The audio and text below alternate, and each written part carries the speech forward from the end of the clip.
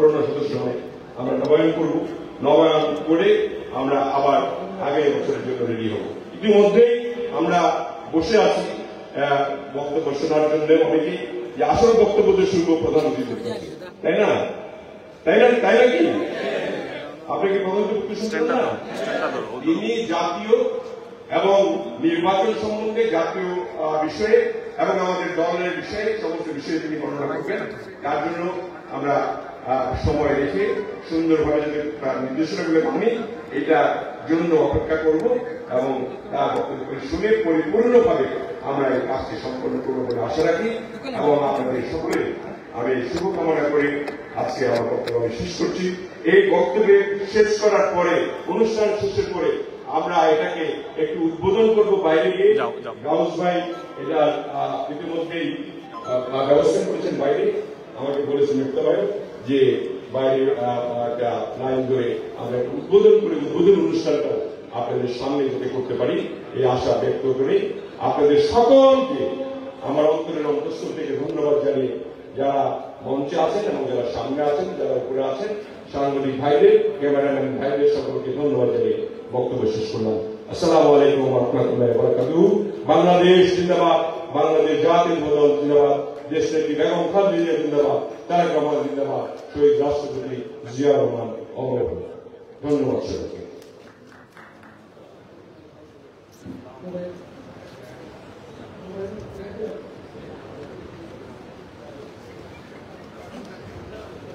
সিলেট বিভাগের প্রত্যেকটি উপজেলার প্রত্যেকটি ইউনিটের জেলা এবং উপজেলা ইউনিট এবং আমাদের 11টা অঙ্গ এবং সহযোগী সংগঠনের প্রথম সারির সকল নেতৃবৃন্দের উপস্থিতি এখানে আমাদের এই সদস্য নবায়ন এবং সংগ্রহ কর্মসূচি সদস্য সচিব রশিদুজ্জামান মিল্লাত ভাই সুস্পষ্টভাবে কিভাবে সদস্য নবায়ন হবে, সংগ্রহ হবে এবং এই ফর্ম আমরা কিভাবে বিতরণ করব সেই ব্যাপারে আপনাদেরকে এতক্ষণ বক্তব্য রেখে গেলেন। আমরা সেই অনুযায়ী এবং আমাদের প্রধান অতিথি কিছুক্ষণের মধ্যে বক্তব্য রাখবেন, সেই অনুযায়ী আমরা আমাদের সদস্য ফর্মগুলা পরবর্তী পর্যায়ে জেলা, উপজেলায়, ওয়ার্ডে, গ্রামে বিতরণের মাধ্যমে আমাদের কাঙ্ক্ষিত লক্ষ্যে আমরা পৌঁছব। আমরা কিন্তু এই এই সবার পর আমরা ঠিক বাইরে 3টি বুথ রয়েছে। আমাদের প্রধান অতিথি, বিশেষ অতিথি, সম্মানিত অতিথিবৃন্দ এবং সভাপতিকে নিয়ে আমরা সেখানে আমাদের সদস্য সংগ্রহ অভিযান আনুষ্ঠানিকভাবে উদ্বোধন ঘোষণা করব। এখন আমাদের কর্মসূচি চলছে, সবার কাজ চলছে, পরবর্তীতে আনুষ্ঠানিক কর্মসূচি গ্রহণ। আপনারা সবাই সেখানে উপস্থিত থাকবেন। আমরা যদি মনে করি এই মিটিং এর পর মিটিং শেষ, তা কিন্তু নয়। আনুষ্ঠানিকভাবে আমাদের কার্যক্রম রয়ে গেছে। সদস্য কম আমরা যখন করব তখন আপনারা সবাই সেখানে উপস্থিত থাকবেন। আমাদের মধ্যে এ পর্যায়ে বক্তব্য নিয়ে আসছেন বাংলাদেশ জাতীয়তাবাদী দলের জাতীয় স্থায়ী কমিটির অন্যতম সদস্য, বিগত ফ্যাসিস্টের অধিপতি শেখ হাসিনা করতে আমাদের ভাই ইলিয়াসকে যেভাবে খুন করা হয়েছিল, আমাদের সিলেটবাসীর প্রাণ স্পন্দন ইলিয়াসকে ঠিক একইভাবে আমাদের প্রাণপ্রিয় নেতা, আমাদের সামনে বসা ছাত্রদল থেকে উঠে আসা প্রথম স্থায়ী কমিটির সদস্য, সরাসরি ছাত্রদল থেকে উঠে আসা আমাদের জাতীয় স্থায়ী কমিটির সদস্য আমাদের সালাউদ্দিন ভাইকে সেইভাবে খুন করা হয়েছিল। আল্লাহ আমরা আজকে সুক্রিয়া জ্ঞাপন করতে পারি। আমাদের মধ্যে আমাদের প্রিয় ভাই বাংলাদেশ জাতীয়তাবাদী দলের জাতীয় স্থায়ী কমিটির অন্যতম সদস্য, বাংলাদেশ জাতীয়তাবাদী দলের নীতি নির্ধারণী ফোরামের অন্যতম সদস্য জনাব সালাউদ্দিন আহমদ আমাদের মধ্যে বক্তব্য দেবেন। জনাব সালাউদ্দিন আহমদ।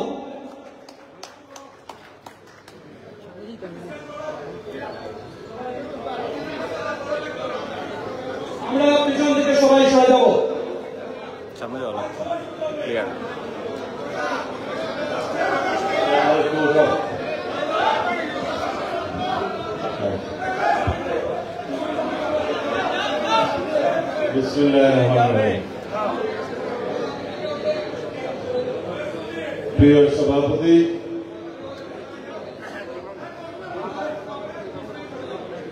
বিএনপির কেন্দ্রীয় নির্বাহী কমিটির সম্মানিত কোষাধ্যক্ষ জনাব রশিদুজ্জামান মিল্লা,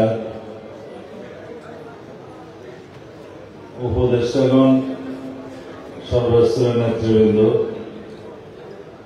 সিলেট বিভাগের বিএনপি এবং অঙ্গ সংগঠন সমূহের সকল পর্যায়ের নেতৃবৃন্দ, উপস্থিত ভাই ও বোনেরা, সাংবাদিক বন্ধুগণ, আসসালামু আলাইকুম ওয়া রাহমাতুল্লাহ। আজকের এই অনুষ্ঠান যদি আমরা গভীরভাবে চিন্তা করি তাহলে বিএনপির মূল অনুষ্ঠান বলে আমাদের ধরে নিতে হবে। যদি বিএনপি থাকে বাংলাদেশের সার্বভৌমত্ব থাকবে, স্বাধীনতা অক্ষুণ্ণ থাকবে, গণতন্ত্রের পাহারাদার হিসাবে বিএনপি থাকবে। যদি বিএনপি দুর্বল হয় বাংলাদেশ দুর্বল হবে। যদি বিএনপির জন্ম না হতো বহুদলীয় গণতন্ত্রের জন্ম হতো না। যদি বিএনপি বাংলাদেশের রাজনীতিতে গণতন্ত্রের পক্ষে অবিরাম সংগ্রাম করে না আসত, বাংলাদেশে গণতান্ত্রিক সংগ্রামের ইতিহাস রচিত হতো না। যদি বিএনপি সুসংগঠিত না থাকত সংসদীয় পদ্ধতির সরকার প্রতিষ্ঠিত হতো না, তত্ত্বাবধায়ক সরকার পদ্ধতির প্রবর্তন হতো না, ফ্যাসিবাদের বিরুদ্ধে নিরন্তর সংগ্রামের মধ্য দিয়ে গণতান্ত্রিক সংগ্রাম জয়ী হতো না। সুতরাং এই বিএনপি হচ্ছে আমাদের মূল, এবং বিএনপি হচ্ছে গণতন্ত্রের মূল শক্তি। এই বিএনপি হচ্ছে বাংলাদেশের গণতন্ত্রের রক্ষা কবচ। এই বিএনপি হচ্ছে বাংলাদেশের স্বাধীনতা সার্বভৌমত্বের পাহারাদার। এই বিএনপির জন্মদাতা আমাদের নেতা, বাংলাদেশের স্বাধীনতার মহান ঘোষক, স্বাধীনতার সম্মুখ যোদ্ধা, বাংলাদেশের এই স্বাধীনতা উত্তর ইতিহাসের এক নম্বর দেশপ্রেমিক, সরাসরি মুক্তিযোদ্ধা, সেক্টর কমান্ডার, বাংলাদেশের সবচেয়ে জনপ্রিয় নাম শহীদ রাষ্ট্রপতি জিয়াউর রহমান। তিনি 1979 সালে দ্বিতীয় জাতীয় সংসদে বাংলাদেশের এখন আইনতান্ত্রিক সংবিধান বাকশালকে বিলুপ্ত করে বহুদলীয় গণতন্ত্রের জন্য যে সংবিধান রচনা করেছিলেন, সেই সংবিধানে বাংলাদেশের সংখ্যাগরিষ্ঠ জনগোষ্ঠীর ধর্মীয় মূল্যবোধকে তিনি প্রাধান্য দিয়েছিলেন। মহান আল্লাহর উপরে গভীর আস্থা এবং বিশ্বাস তিনি সংযুক্ত করলেন। 1975 সালের সেই বাকশালী এবং 1972 সালের সেই ধর্মনিরপেক্ষ সংবিধান তিনি ধর্মনিরপেক্ষতা বিলুপ্ত করলেন, পাশাপাশি সকল ধর্মের ধর্মাবলম্বীদের ধর্মীয় চর্চার স্বাধীনতা নিশ্চিত করলেন। যে দেশের 90 থেকে 92% মুসলমান, তাদের ধর্মীয় অনুভূতিকে ঊর্ধ্বে তুলে ধরলেন। একই সাথে এই দেশের সমস্ত ধর্মাবলম্বীদের ধর্মীয় চর্চা, আচার, অনুষ্ঠান যাতে নির্বিঘ্ন এবং স্বাধীনভাবে পালন করা যায় তার নিশ্চয়তা বিধান করলেন। সংবিধানের 28 এবং 41 অনুচ্ছেদে তিনি তার রক্ষা কবচ প্রদান করলেন। ধর্মের ভিত্তিতে কোনো বৈষম্য হবে না এবং ধর্মীয় সকল প্রতিষ্ঠান যে কোনো ধর্মের এবং প্রচার প্রসার নিশ্চয়তা বিধান করলেন। এই সেই সংবিধান যেটা বাংলাদেশের সকল ধর্মাবলম্বী ধর্ম বর্ণ গোষ্ঠীর সমস্ত মানুষের স্বাধীনতাকে, ধর্মীয় চর্চাকে স্বাধীনতা দিলেন। এই সেই সংবিধান, এই সেই বিএনপির গঠনতন্ত্র, যে গঠনতন্ত্র পড়লে বাংলাদেশের যে কোনো নাগরিক, যে কোনো ধর্মাবলম্বী, যে কোনো ধর্মের, বর্ণের, ভাষার, জাতির, গোষ্ঠীর সকলেই এই সমন্বয়ের রাজনীতির অন্তর্ভুক্ত হতে পারবেন। শুধু বাংলাদেশের সীমারেখার মধ্যে তার যদি বসবাস হয়, সিটিজেন হিসাবে প্রথম তিনি ঘোষণা করলেন তিনি হবেন বাংলাদেশী নাগরিক, পরিচয় হবে তার নাগরিকত্ব বাংলাদেশী। এখানে ভাষার ভিত্তিতে বিভক্তি হবে না, ধর্মের ভিত্তিতে বিভক্তি হবে না, জাতি, গোষ্ঠী, ধর্ম, বর্ণের ভিত্তিতে বিভক্তি হবে না। একটাই পরিচয় হবে বাংলাদেশী সিটিজেন, বাংলাদেশের নাগরিক, এবং সবাই সমান সাংবিধানিক এবং গণতান্ত্রিক অধিকার ভোগ করবে সমানভাবে। প্রথম আমরা বাংলাদেশে এই ঘোষণা পাওয়ার পর দেখলাম বাংলাদেশের সকল মানুষ বিএনপির পতাকা তলে ঐক্যবদ্ধ হল। শহীদ রাষ্ট্রপতি জিয়া রহমানের হাতকে শক্তিশালী করল, বাংলাদেশের উন্নয়ন, অগ্রগতি, প্রগতিকে এগিয়ে নিয়ে গেল। এমনি একটি মুহূর্তে বাংলাদেশ বিরোধী, গণতন্ত্র বিরোধী একটি কুচক্রী ষড়যন্ত্রী মহলের হাতে শহীদ রাষ্ট্রপতি জিয়া রহমান শাহাদত বরণ করলেন। তিনি বেঁচে রইলেন তার শাহাদত বরণের মধ্য দিয়ে, তার রক্তদানের মধ্য দিয়ে বাংলাদেশ জাতীয়তাবাদী দলকে তিনি এই দেশের মাটিতে গভীরে পতিত করলেন, শিকড় অনেক গভীর হল।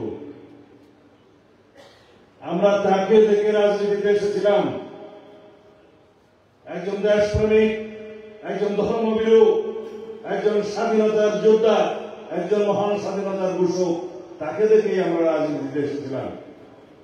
তিনি বাংলাদেশের মানুষকে এইটুকু বোঝাতে সক্ষম হয়েছে যে বাংলাদেশে যেই মানুষ বাংলাদেশি পরিচয় দিবে সেই এই দেশে বাংলাদেশ জাতীয়তাবাদী দলের সদস্য হতে পারবে। আমরা আজকে এখানে আবেদনপত্র দেখছি, লেখা আছে বাংলাদেশে জাতীয়তাবাদ, উৎপাদনের রাজনীতি, জনগণের গণতন্ত্র, জাতীয় ঐক্য এবং 19 দফা কর্মসূচি, শান্তি সমৃদ্ধি দেশের প্রতি যাদের বিশ্বাস এবং ভালোবাসা থাকবে তারা এই দলের সদস্য হওয়ার জন্য আবেদন করবেন। এখানে কি কেউ বাদ যায়? কেউই বাদ যায়। বাংলাদেশের কোন সিটিজেন কি বাদ যায়? বাদ যায় না। এখানে বলা হয়নি যে কোন নির্ধারিত ধর্মের, কোন বর্ণের, কোন ভাষার, কোন জাতির, কোন জাতি গোষ্ঠীর কেউই এখানে আলাদাভাবে কাউকে অ্যাড্রেস করা হয়নি। সুতরাং এটাই একটি দল, যে দল বাংলাদেশের সংহতি সুদৃঢ় করে, যে দেশের সকল মানুষকে ঐক্যবদ্ধ করে, যে দেশের প্রতিটি ধূলিকণাকে এই দল ধারণ করে। আমরা সেই দলের একজন কর্মী হিসেবে গর্ববোধ করি, আমরা সেই নেতার একজন কর্মী হিসেবে, সেই দলের একজন সদস্য হিসেবে বেঁচে থাকতে চাই। আপনাদেরকে অনুরোধ করব, বাংলাদেশে এখন অফিসিয়ালি বলা হয় 18 কোটি মানুষ, হয়তো এই সংখ্যা 19 কোটি ছাড়িয়ে গেছে। প্রত্যেকের কাছে আপনারা আহ্বান জানাবেন, আপনারা এখানে অনুষ্ঠান করে এই রসিদ বই, এই সদস্য সংগ্রহের বইগুলো নেতারা বাড়ি নিয়ে গিয়ে বালিশের নিচে ফেলে রাখবেন না। কিন্তু এই 19 কোটি মানুষের মধ্যে অন্যান্য দলের লোকেরাও তো আছে। তারা যদি আপনাদের দলে অন্তর্ভুক্ত হতে চায়, এর মধ্যে যদি আদর্শের মধ্যে না থাকে, তাহলে আপনারা তাকে সদস্য করবেন না। অনেক নেতা অনেক কথা বলেছে, অনেক বিতর্কের সৃষ্টি হয়েছে। বিএনপির কি খরা পড়ে গেছে যে আওয়ামী লীগ থেকে লোক আমদানি করতে হবে? যে আওয়ামী লীগের রক্তে, যে আওয়ামী লীগের ডিএনএতে গণতন্ত্র নাই। যারা একবার আওয়ামী লীগের পতাকা দল ঐক্যবদ্ধ হয়েছে তাকে কেন আপনাকে আহ্বান জানাতে হবে? এই আওয়ামী লীগ জন্মলগ্ন থেকে গণতন্ত্রের বিরুদ্ধে অবস্থান নিয়েছে। তারা এখন একতান্ত্রিকতা বিশ্বাস করে, একদলীয় রাষ্ট্র ব্যবস্থা বিশ্বাস করে, বাকশালে বিশ্বাস করে, বাংলাদেশের গণতন্ত্রকে হত্যা করেছে। সাংবিধানিক ভাবে তারা তাদের রাজনীতিকে নিজেরাই কবর দিয়েছে, গণতন্ত্রকে কবর দিয়েছে বাকশালের জন্ম দেওয়ার মধ্য দিয়ে। তাদেরকে এখন আহ্বান করতে হবে। বাংলাদেশের মানুষ 5ই আগস্ট আওয়ামী লীগের ফ্যাসিবাদী রাজনীতিকে প্রত্যাখ্যান করেছে। রক্তাক্ত গণঅভ্যুত্থানের মধ্য দিয়ে, ভিজা রাজপথের মধ্য দিয়ে, রক্তে ভেজা তারুণ্যের রক্তাক্ত রাজপথের মধ্য দিয়ে বাংলাদেশ থেকে আওয়ামী লীগ বিতাড়িত হয়েছে। ইতিহাসের বর্বরতম খুনি, স্বৈরশাসক, ইতিহাসের জঘন্যতম গণহত্যাকারী ফ্যাসিস্ট শেখ হাসিনা বাংলাদেশ থেকে বিতাড়িত হয়েছে। রাজনৈতিকভাবে মৃত্যু হয়েছে আওয়ামী লীগের। আওয়ামী লীগ রাজনৈতিকভাবে মৃত্যুবরণ করেছে ঢাকার মাটিতে, গণ অভ্যুত্থানের রক্তাক্ত রাজপথে দাফন হয়েছে দিল্লিতে। সেই আওয়ামী লীগ এখনো পর্যন্ত ক্ষমা প্রার্থনা করে নাই, তাদের নেত্রী ক্ষমা প্রার্থনা করে নাই। কোন আওয়ামী লীগ, কোন পর্যায়ে কোন আওয়ামী লীগ আজ পর্যন্ত সেজন্য অনুশোচনা করে নাই, দুঃখ প্রকাশ করে নাই। সেই আওয়ামী লীগ উল্টো গণ অভ্যুত্থানকারীদেরকে বলছে অপরাধী। তারা বাংলাদেশে রাজনীতি করতে পারবে? আমরা লিখিতভাবে প্রধান উপদেষ্টার কাছে ফেব্রুয়ারির 10 তারিখ আমরা পত্র দিয়ে জানিয়েছিলাম তাদের এই স্বৈরাচারী কর্মকাণ্ড বন্ধ করতে হলে ফ্যাসিবাদীর যে দোসররা এখনো পায়তারা করছে বাংলাদেশ অস্থিরতা সৃষ্টির জন্য, শেখ হাসিনার নেতৃত্বে দিল্লি থেকে সেই দলকে যদি আমরা রাজনৈতিকভাবে বিচারের আওতায় না আনি তাহলে বাংলাদেশের ফ্যাসিবাদের কবর রচনা হবে না। আমরা স্পষ্ট করে বলেছি রাজনৈতিক দল হিসেবে আওয়ামী লীগকে বিচারের আওতায় আনতে হবে।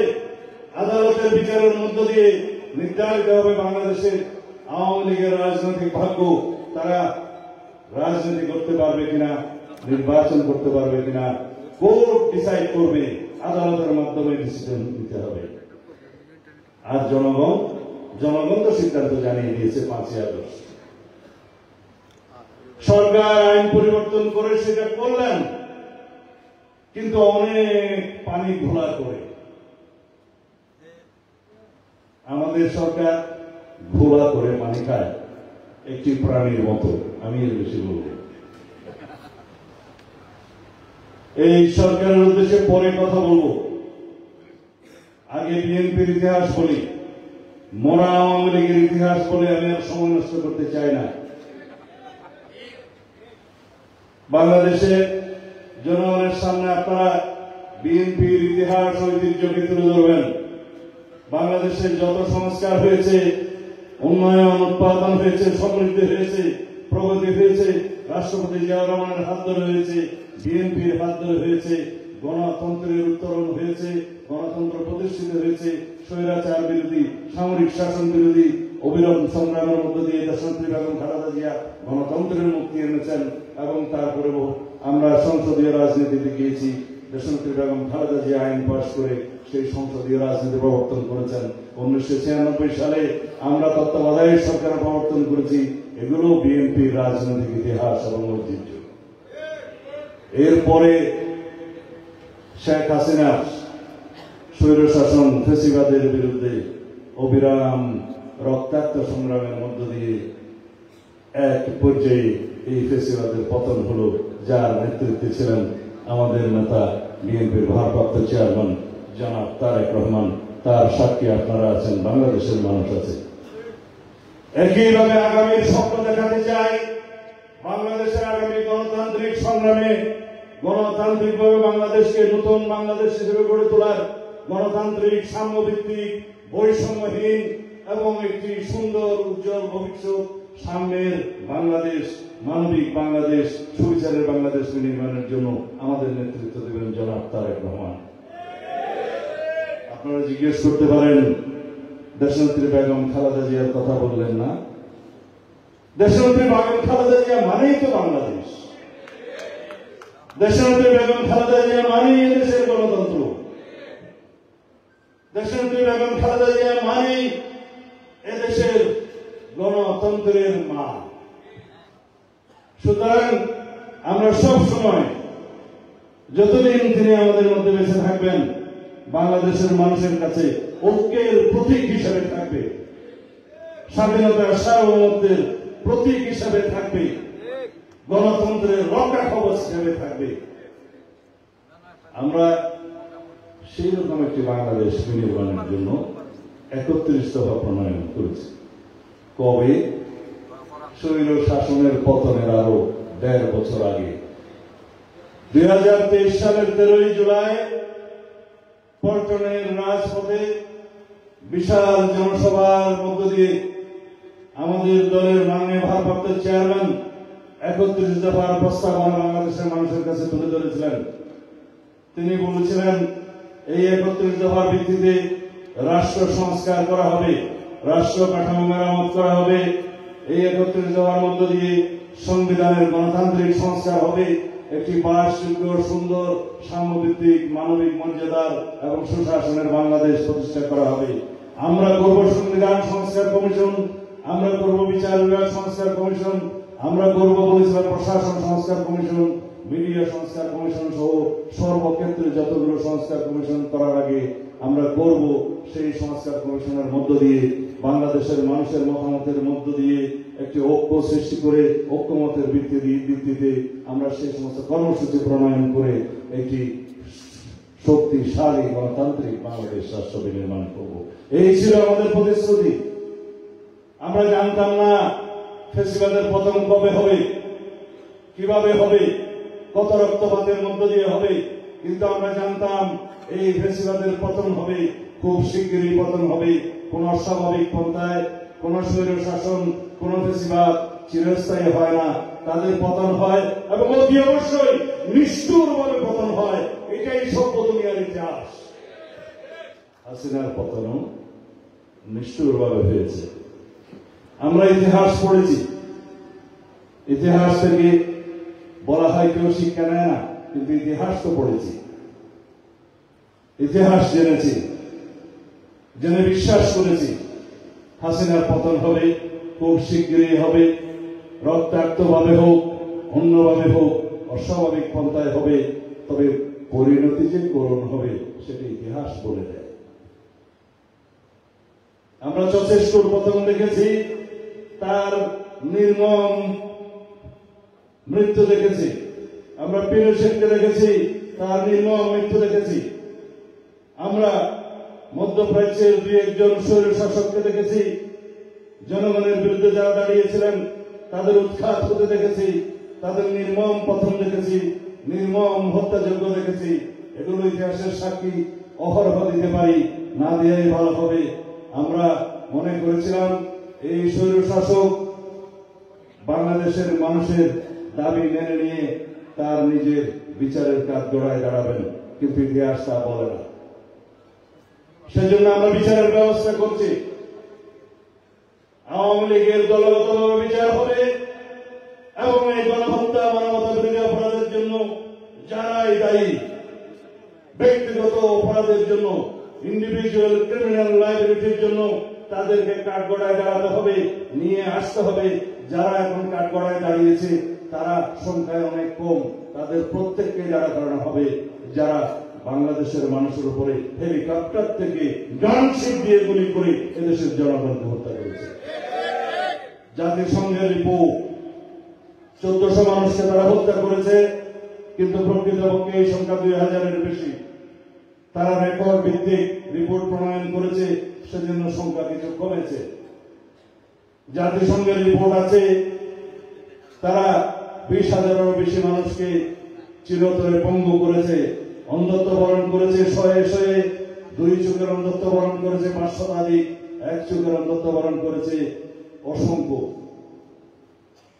এইরকম একটি নির্মম হত্যাযজ্ঞ, এরকম নির্মম অত্যাচার, নিপীড়ন, গুম, খুন, অপহরণ এবং বিচার বহির্ভূত হত্যাকাণ্ডের মধ্য দিয়ে যেই ফ্যাসিবাদ, যেই স্বৈরতন্ত্র পাকাপোক্ত করতে চেয়েছিল তার শাসন ব্যবস্থা, তার পতন হয়েছে। আমরা আল্লাহর দরবারে শুকরিয়া আদায় করেছি। এরপরে আমাদের করণীয় নির্ধারণ করতে হবে, বাংলাদেশে যেন কোনোদিন আর কোন স্বৈর শাসকের উৎপাদন না হয়, কোন ফ্যাসিবাদের উৎপাদন না হয়। সে হোক সাংবিধানিক ভাবে বা অন্যভাবে সমস্ত পথ বন্ধ করতে হবে। বাংলাদেশের চিরতরে ফ্যাসিবাদের উৎপাদন এবং ফ্যাসিবাদের যে কোনো রকমের জন্ম হওয়ার যে কোনো পন্থা আমাদেরকে বন্ধ করতে হবে। সেজন্য আমরা অবিরাম সংস্কারের মধ্য দিয়ে যেতে হবে। আমরা সংস্কার কমিশনগুলোর কাছে বসছি, তাদের সাথে কথা বলছি, কিভাবে সংবিধান রচনা হলে, সংশোধিত হলে, কিভাবে বিচার বিভাগের সংশোধন হলে এবং অন্যান্য সংস্কার হলে, কিভাবে প্রশাসন সংস্কার হলে বাংলাদেশের মানুষ সত্যিকার ভাবে গণতান্ত্রিক অধিকার ভোগ করতে পারবে, সাংবিধানিক ভাবে আর কোনো এখন আইনতান্ত্রিকতার সৃষ্টি হবে না। সেই জন্য আমরা কাজ করছি। আপনারা সবাই সহযোগিতা করবেন। বাংলাদেশের সকল মানুষকে আমরা অনুরোধ জানাই, আহ্বান জানাই, এই সংস্কারের ফল যদি আমরা পেতে চাই তাহলে পরে একটি নির্বাচিত সংসদের কি বিকল্প আছে? আমরা সেই কথা বললে এই অন্তর্বর্তীকালীন সরকার খুব নারাজ হয়। বাংলাদেশের রাজনৈতিক দলগুলো নির্বাচন দাবি করবে না, কি দাবি করবে? আপনারাই বলে দেন। বর্তমান সভ্য বিশ্বে গণতান্ত্রিক ভাবে শাসন ব্যবস্থার জন্য নির্বাচনের কি কোনো বিকল্প আছে? সেই নির্বাচনের কথা বললে ওনারা খুব গুসা হয়। কেউ কেউ তাদের মধ্যে উপদেষ্টারা আছেন, তারা বলছেন যে তারা নাকি জনগণের দ্বারা নির্বাচিত, গণ অভ্যুত্থান নাকি তাদেরকে নির্বাচিত করেছে। একজন মহিলা উপদেষ্টা বলেছেন, আমি নাম বলতে চাই না। তো তারা যদি সেভাবে নির্বাচিত হয়ে যায় তো বাংলাদেশের নির্বাচন ব্যবস্থা আছে কেন? ইলেকশন কমিশনের কাজ কি? আমরা যারা ভোটার লিস্টে অন্তর্ভুক্ত হতে চাই, ভোট দান করতে চাই, ভোটাধিকার প্রয়োগ করতে চাই, যার জন্য দীর্ঘ 17 বছর সংগ্রাম রক্ত দিলাম, তাহলে এগুলোর তো কোনো দরকার নাই। তারা অনির্বাচিত ভাবে যতদিন খুশি অনির্দিষ্টকাল ক্ষমতা ভোগ করার জন্য স্বপ্ন দেখছে কেউ কেউ। আমি কয়েকদিন আগে একটা জনসভায় তাদের বিরুদ্ধে কিছু নসিহত করে বক্তব্য দিয়েছিলাম, আজকে দেব না। আমরা মাননীয় প্রধান উপদেষ্টাকে অনুরোধ করেছি, এখনো করব, আপনি যত শিগগির সম্ভব বাংলাদেশের জাতীয় আপনার সম্মান রক্ষা হবে, এদেশের মানুষ আশ্বস্ত হবে, দেশের মধ্যে একটি রাজনৈতিক স্থিতিশীলতা প্রতিষ্ঠিত হবে, ব্যবসা বাণিজ্য অর্থনৈতিক কর্মকাণ্ডের চাকা চালু হবে, বিনিয়োগের জন্য একটা পরিবেশ সৃষ্টি হবে, দেশি বিদেশি বিনিয়োগ আসবে। আমরা বাংলাদেশের মানুষ সেটাই চাই। যারা আপনার কয়েকজন উপদেষ্টা বিভিন্ন রকমের চক্রান্ত করে দেশে অস্থিরতা এবং অস্থিতিশীলতা সৃষ্টি করতে চায়, তাদের সম্পর্কে আপনাকে আমরা জানিয়েছি। আপনি সেই বিষয়ে ব্যবস্থা নেন যাতে দেশের স্থিতিশীলতা রক্ষা হয়, কোন রকমের অস্থিতিশীল পরিস্থিতি সৃষ্টি না হয়, রাষ্ট্রের মধ্যে কোনো অরাজকতার সৃষ্টি যাতে করার কেউ পায় তারা না পায়। আপনি সবার সম্মানিত ব্যক্তি, আপনি সেই ব্যবস্থা নেবেন, অন্যথায় আপনার সম্মান রক্ষা হবে কিনা আমরা সন্দেহান।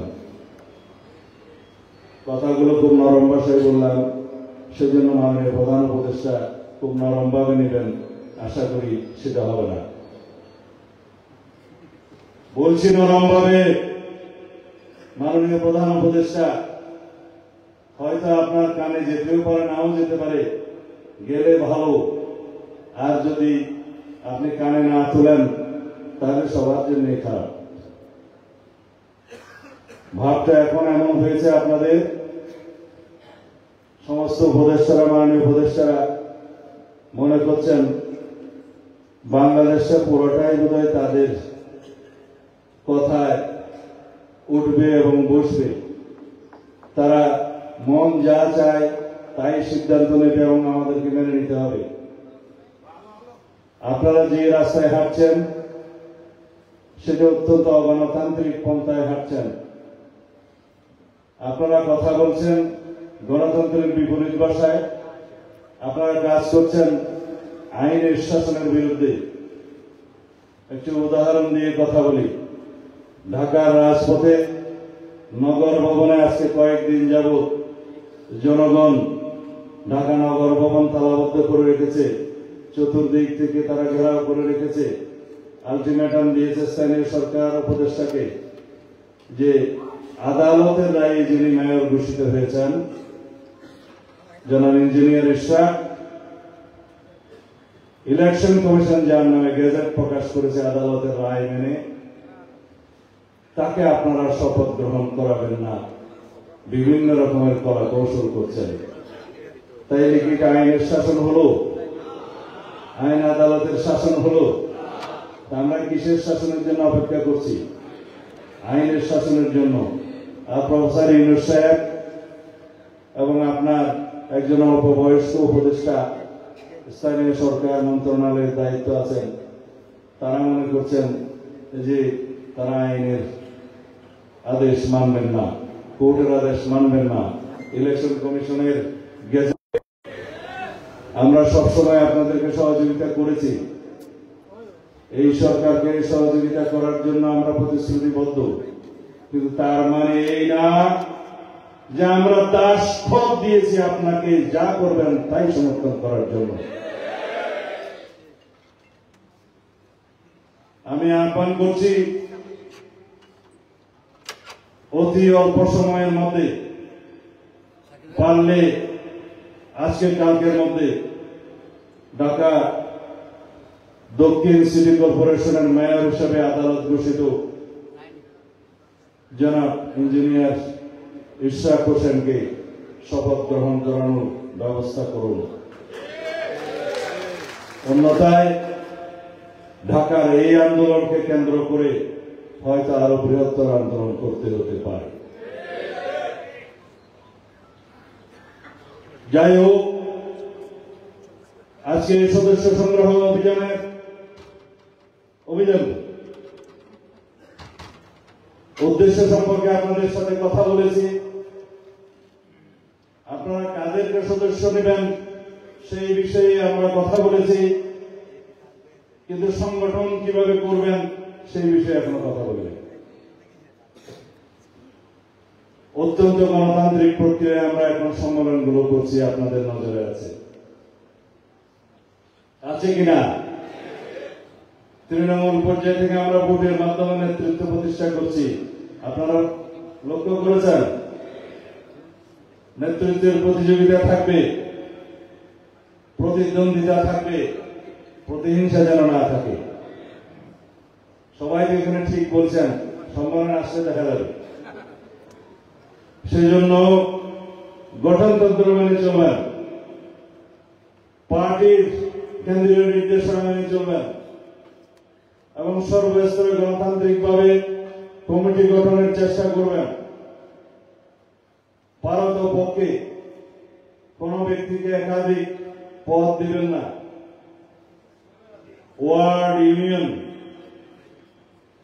উপজেলা, পৌরসভা, জেলা পর্যায় পর্যন্ত তৃণমূলের সত্যভিত্তি থাকলে কেন্দ্রীয় কমিটি খুব শক্তিশালী ভূমিকা পালন করতে পারে।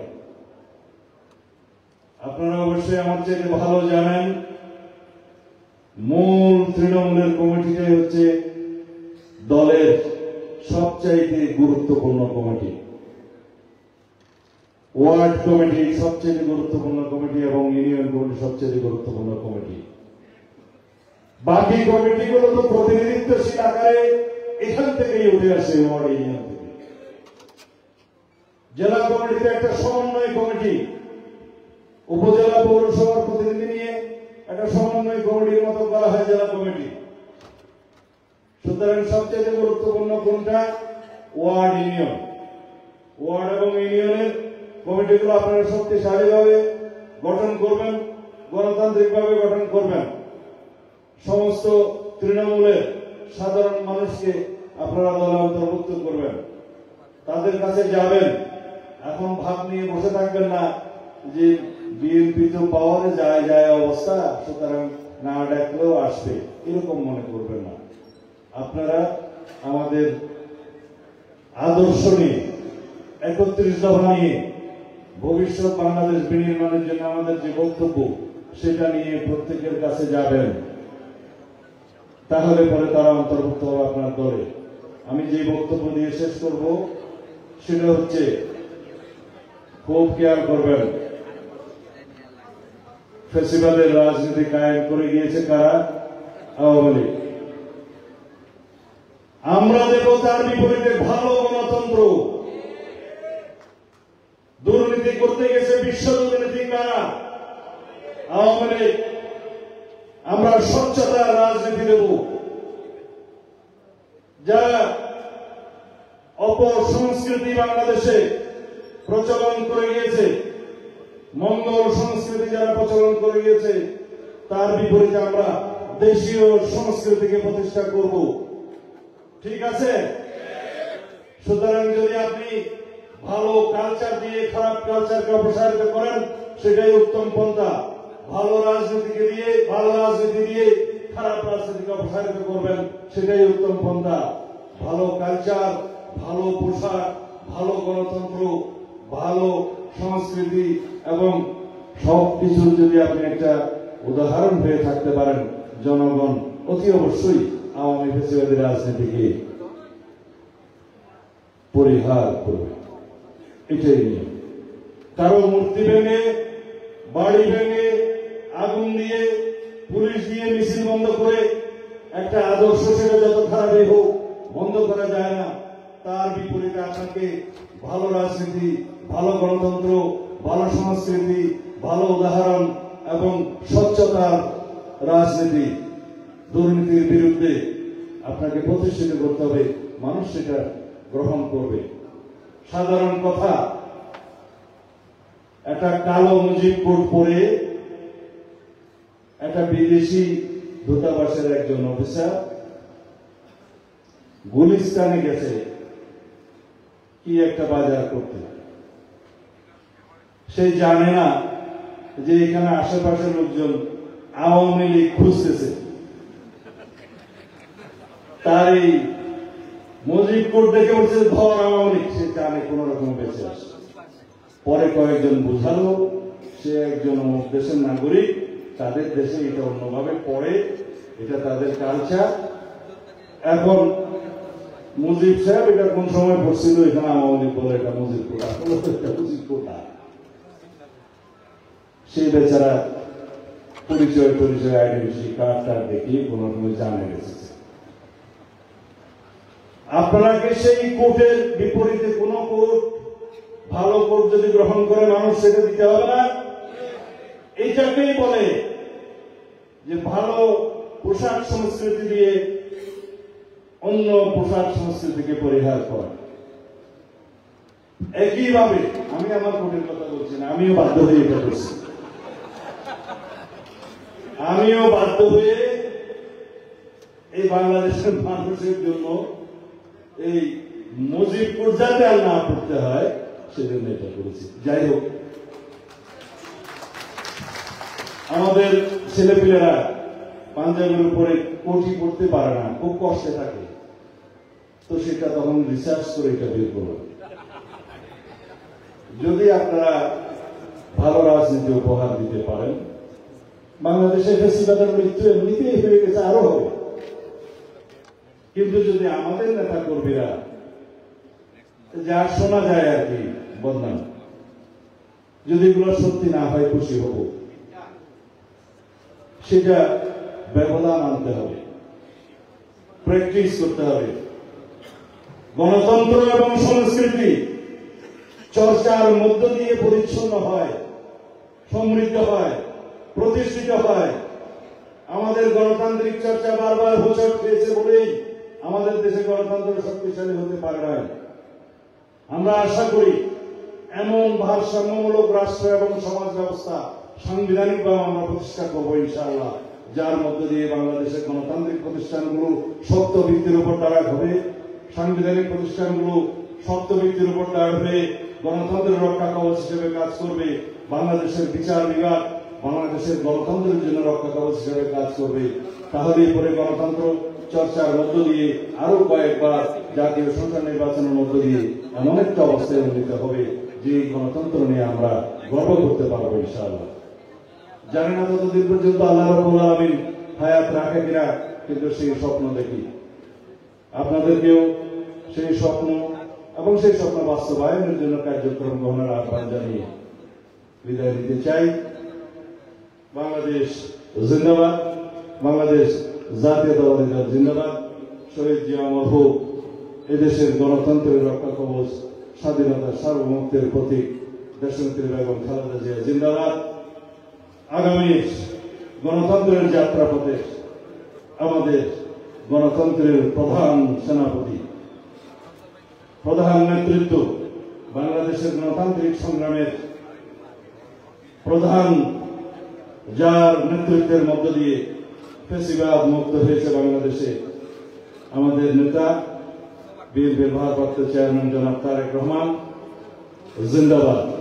আগামী দিনের গণতন্ত্রের রক্ষা কবচ হিসেবে আমরা আমাদের সম্মুখ সারিতে আমাদের নেতাকে পাব।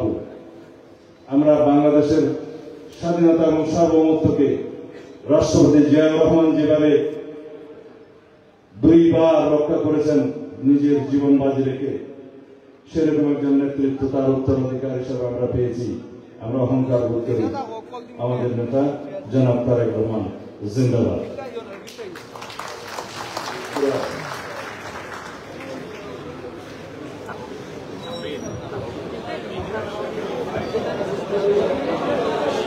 পর্যায়ে আজকের এই অনুষ্ঠানে সভাপতি বক্তব্য নিয়ে আসবেন। আজকের এই অনুষ্ঠানের জাতীয় জননেতা হবিগঞ্জের নির্বাচিত সাবেক মেয়র জনাব আলহাজ টিকে গৌস সভাপতির বক্তব্য, সভাপতি বক্তব্য নিয়ে আসছেন জননেতা জনাব আলহাজ টিকে গৌস। আপনারা সবাই বসে থাকেন, আপনাদের জন্য একটা আপ্যায়নের ব্যবস্থা রয়েছে, সবাই যার যার স্থানে বসে থাকুন। বিসমিল্লাহির রহমানির রহিম। বাংলাদেশের সর্ববৃহত্তম জনপ্রিয় রাজনৈতিক দল বাংলাদেশ জাতীয়তাবাদী দল বিএনপির কেন্দ্রীয় সিদ্ধান্ত অনুযায়ী সারা বাংলাদেশের 64 জেলা এবং সব কয়টি বিভাগীয় শহরে, সব কয়টি উপজেলায়, সব কয়টি ইউনিয়ন, পৌরসভার ওয়ার্ড সমূহে বিএনপির নতুন সদস্য পদ ফর্ম বিতরণ ও নবায়ন অনুষ্ঠানে আজকের উদ্বোধনী অনুষ্ঠানে সিলেট ডিভিশনে প্রধান অতিথি আমাদের অহংকার সাবেক ছাত্রনেতা বিএনপির স্থায়ী কমিটির সদস্য শ্রদ্ধেয় জনাব সালাউদ্দিন ভাই, বিশেষ অতিথি বিএনপির কোষাধ্যক্ষ সাবেক এমপি এম রাশিদুজ্জামান মিল্লাত ভাই সহ সিলেট ডিভিশন বিএনপি কেন্দ্রীয় নেতৃবৃন্দ, স্থানীয় নেতৃবৃন্দ, আসসালামু আলাইকুম ওয়া রাহমাতুল্লাহ। সালাউদ্দিন ভাই বক্তব্যের পরে আমার কোনো বক্তব্যের সুযোগ নেই। খেয়াল রাখতে হবে, এম নাসির রহমান বলে গিয়েছেন গত 17 সালে এই সদস্য পদ নবায়ন এবং সংগ্রহের কর্মসূচি কেন্দ্রীয় বিএনপি হাতে নিয়েছিল। সেটা আমরা বেশি দূর এগুতে কেন পারি নাই। রাশিদুজ্জামান মিল্লাত সেটার বিস্তারিত ব্যাখ্যা দিয়েছেন। ভিন্ন প্রেক্ষাপট হাসিনা মুক্ত বাংলাদেশে আমরা এই তারেক রহমান মুক্ত আমাদের এই নতুন প্রজন্মকে বিএনপির রাজনীতিতে আকৃষ্ট করে আমাদের পরিবারের সদস্য আমরা করব এবং যারা পুরাতন আমরা আছি নিজে দৃষ্টি টাকা দিয়ে আমরা নবায়ন করে দলের ভিতকে মজবুত করব। বারবার বলা হয়েছে ফ্যাসিস্ট